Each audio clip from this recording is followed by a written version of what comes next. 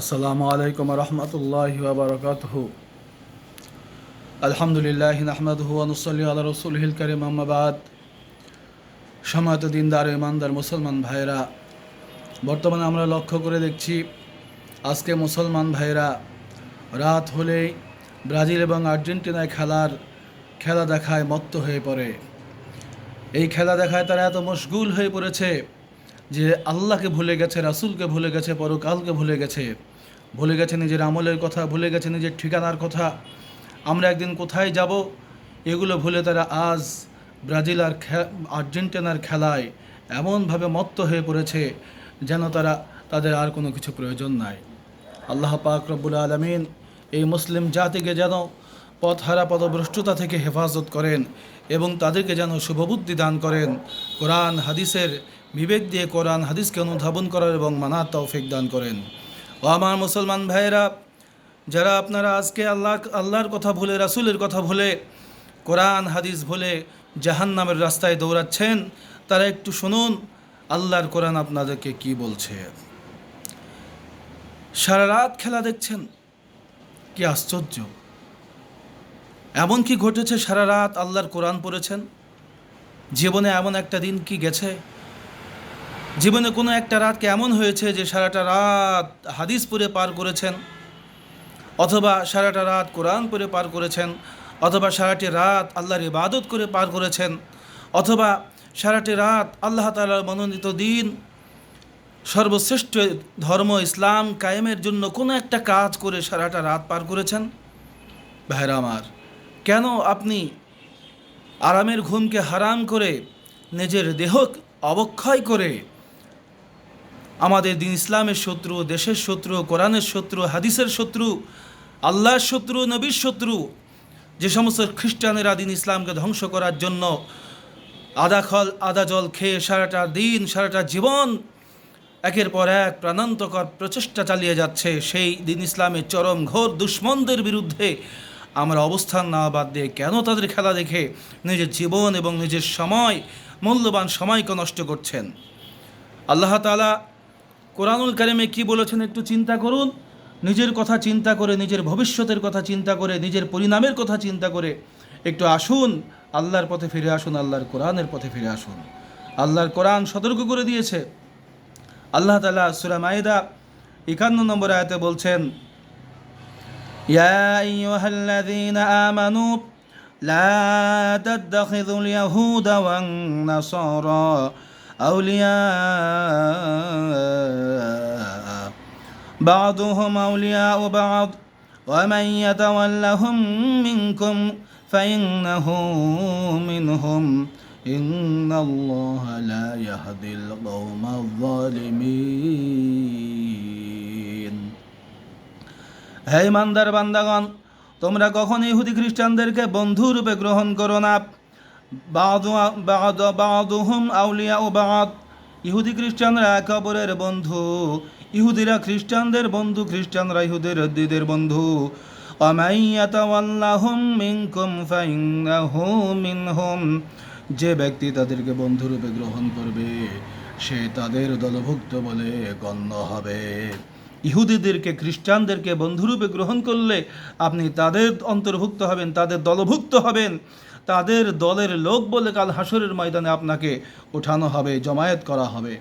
এরপরে আল্লাহ তাআলা বলছেন, ইন্নাল্লাহা লা ইয়াহদিল কওমায যালিমিন, নিশ্চয়ই আল্লাহ তাআলা জালেম সম্প্রদায়কে হেদায়েত দান করেন না। যারা ইহুদি এবং খ্রিস্টানদেরকে বন্ধুরূপে গ্রহণ করবে, যারা ইহুদি এবং খ্রিস্টানদের রাস্তা অবলম্বন করবে, যারা ইহুদি এবং খ্রিস্টানদের কর্মকাণ্ডে সন্তুষ্টি প্রকাশ করবে, তাদের কোনো কর্মকাণ্ড দেখে সারাটা রাত, সারাটা দিন পার করবে, আল্লাহ তাআলা তাদেরকে জালেম বলে আখ্যায়িত করেছেন। চিন্তা করুন আপনি কোথায় গিয়ে পড়েছেন, আপনি জালেম হয়ে গিয়েছেন। আল্লাহ তাআলা এই ধরনের জালেমদেরকে হেদায়েত দান করবেন না, আল্লাহ তাআলা বলছেন। তাহলে অবশ্যই এই পথ থেকে ফিরে আসা উচিত নয় কি? দেখুন আল্লাহ পাক রব্বুল আলামিন আরও বলেছেন, সূরা হুদে বলেছেন, সূরা হুদ 11 নম্বর আয়াত 15 এবং 16 নম্বর, 11 নম্বর সূরা 15 এবং 16 নম্বর আয়াত আল্লাহ তাআলা সাবধান করে দিয়েছেন, এই দুনিয়ায় আমাদেরকে যেন ধোঁকা দিতে না পারে, এ দুনিয়ার ফিতনা যেন আমাদেরকে ধ্বংস করে দিতে না পারে।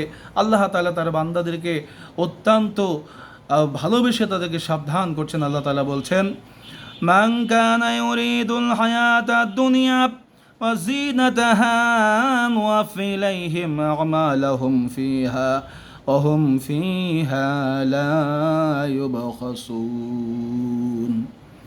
যে ব্যক্তি দুনিয়া চায় এবং দুনিয়ার আকর্ষণ সুখ স্বাচ্ছন্দ্য পেতে চায়, নুওয়াফি ইলাইহিম আমালাহুম ফিহা, আমি তাদেরকে তাদের সমস্ত আমলের পুরস্কার এই দুনিয়ায় দান করে দেব।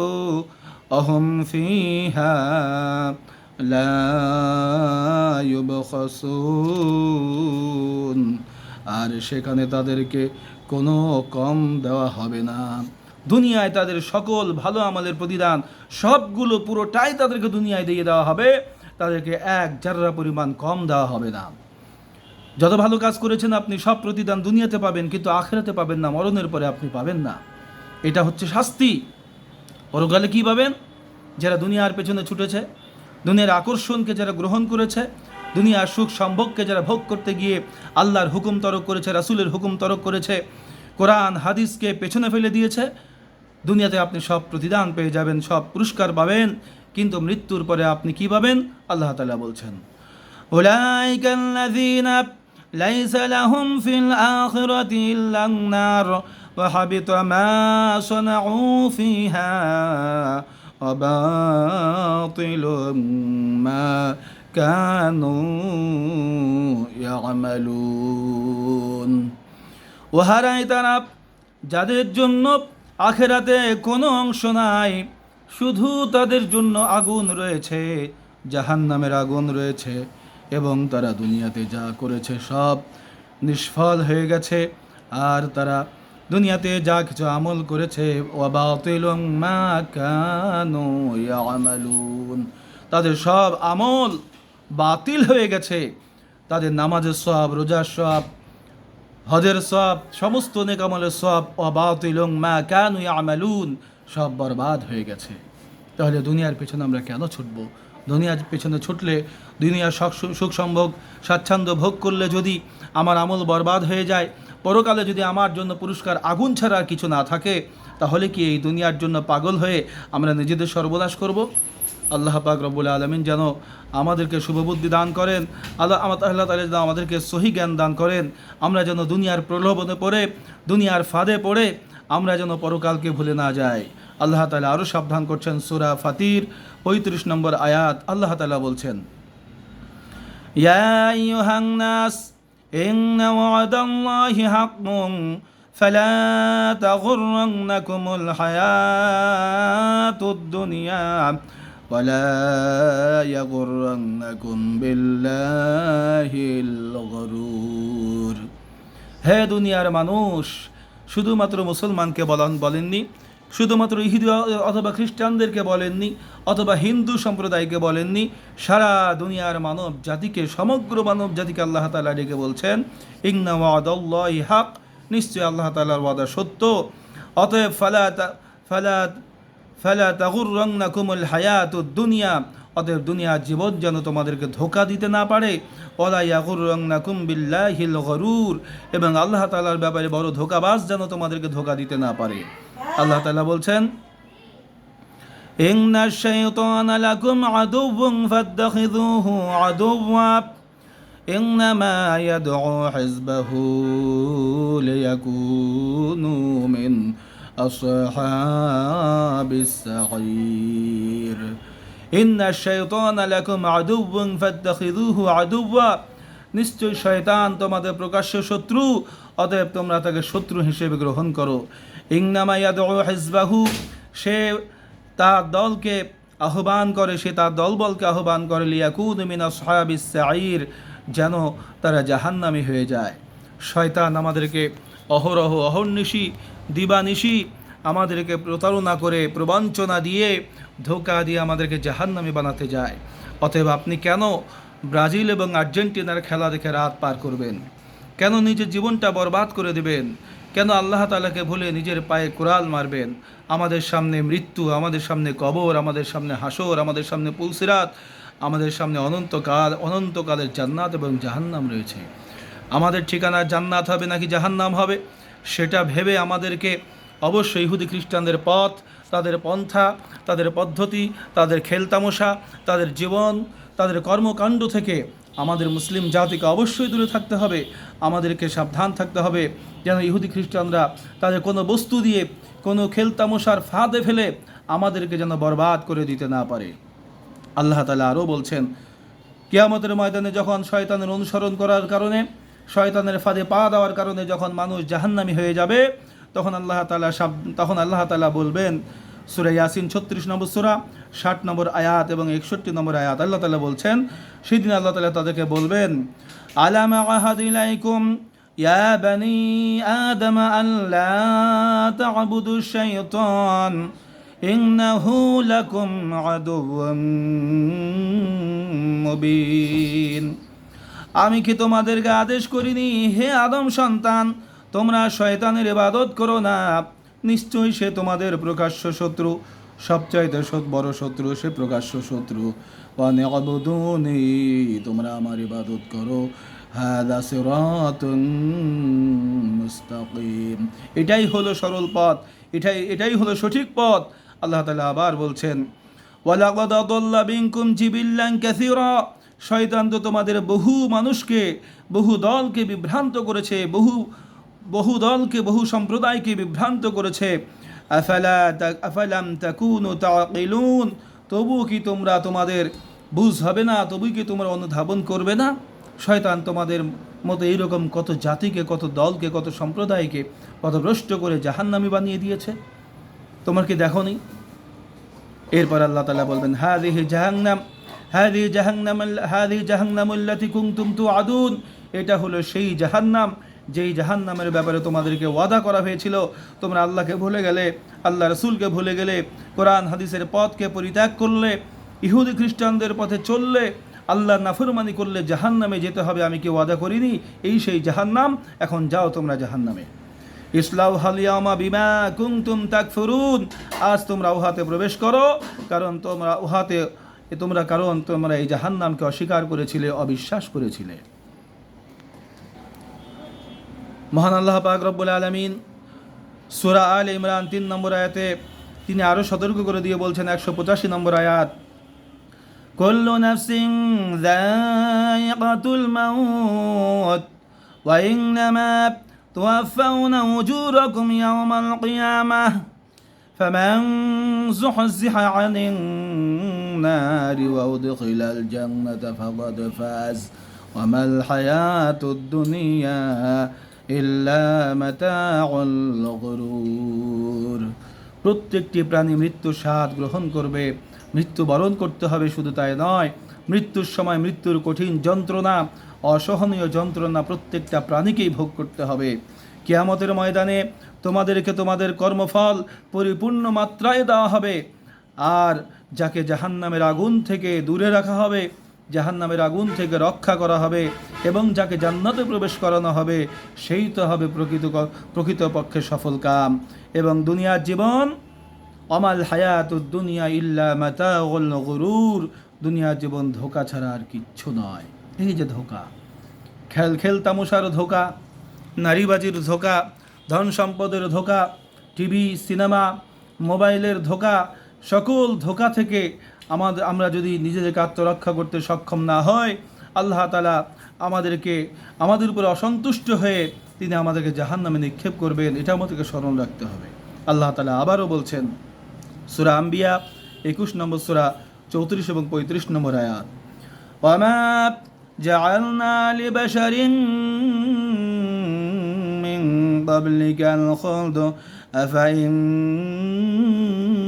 মিদ্দা ফাহুমুল খালিদুন। আল্লাহ তাআলা আমাদের নবীকে বলছেন, হে নবী, আমি কোনো মানুষকে চিরস্থায়ী জীবন দান করিনি। আফাইম মিত্তা ফাহুমুল খালিদুন, তুমি যদি মৃত্যুবরণ করো, তোমার যদি মৃত্যু হয়ে যায়, তাহলে তোমাকে যারা মানে না, যে সমস্ত কাফের মুশরিকরা আল্লাহ তাওহীদে বিশ্বাস করে না, তারা কি চিরদিন বেঁচে থাকবে? তারা কি মরবে না?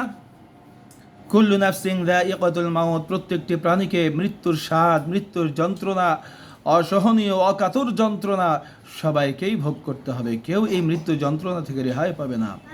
ওয়ানাবলুকুম বিশ-শাররি ওয়াল খায়রি ফিতনা, আমি তোমাদেরকে ভালো অবস্থা এবং খারাপ অবস্থা দ্বারা আমি তোমাদেরকে পরীক্ষা করব।